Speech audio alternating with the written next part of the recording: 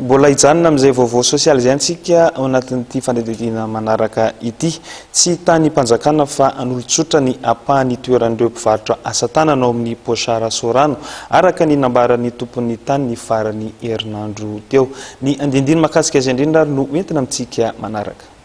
Ny fanana tany dia tsisy avy ny situation juridika manam-porofo ny fanana tany. Fa sy ny olona rehetra izay tia hipetraka rehetra rehetra dia norona trano dia zay fa roapolo taona ny teo. Roapolo taona ianao nefa tsy manana taratasy ianao e. Tanin'olona manokana fa tsy an'ny fanjakana ny ampahatany itoerana ireo mpivarotra. Vokatry ny asa tanana amin'ny Pochara Sorano araka ny fanamarihana nentin'ny tompon'ny tany ny farany herinandro teo. Nolavan'ny tompon'ny tany ny fanambarana nataony ny fikambanan'ny mpivarotra atoerana izay nanamafy fa any fanjakana ny tany ary mahatonga azy ireo tsy anakiala ao amin'izany toerana izany.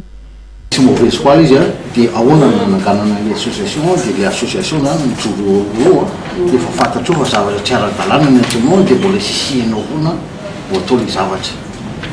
Zay le izy. Fa zay tsy hiditra hoe misy resaka politika io na inona tsy miditra an'izany zahay.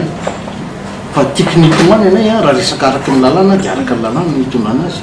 Zay le izy. Raha ny fanazavana efa nisy didim-pitsarana nivoaka mahakasika ity raharaha mampifanolana ny tompon'ny tany amin'ny mpivarotra asa tanana ity izay mandita ny fanesorana azy ireo eo amin'ny tany.